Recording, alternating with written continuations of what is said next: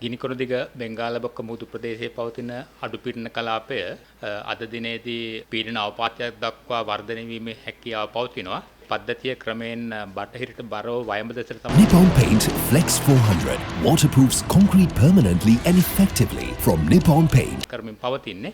පසු හෙට දිනේ වෙද්දී මේ පද්ධතිය ක්‍රමයෙන් සුලිකුණාටුවක් දක්වා වර්ධනය වී Start your master's degree from the highest ranking university in Sri Lanka. Register now for the next intake. ගත්තොත් අද දිනේ දිවෙනේ උතුරු මැද නැගෙනහිර සහ ඌව පළාත් වල කඩින් කඩ වැසි අපේක්ෂා කිරීමේ හැකියාව තියෙනවා.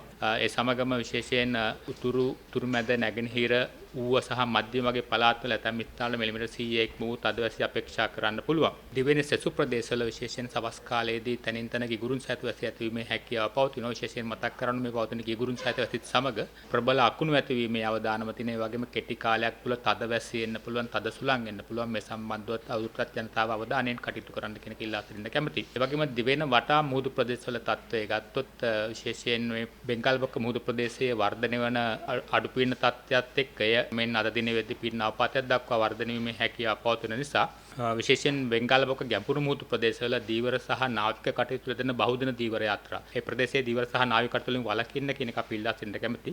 ඒ වගේම තවදුරටත් ඔබේ ප්‍රදේශයේ දීවර සහ නාවික කටයුතු වල යෙදෙනවා නම් කරුණාකර ආරක්ෂිත ස්ථාන කරා ගමන් කරන්න. දිවෙන වටා මුහුදේ තත්ත්වය ගත්තොත් සුළං සාමාන්‍ය ඊශාන දිශාවෙන් හෝ නිශ්චිත දිශාවකින් තොරව හමා යන්නේ.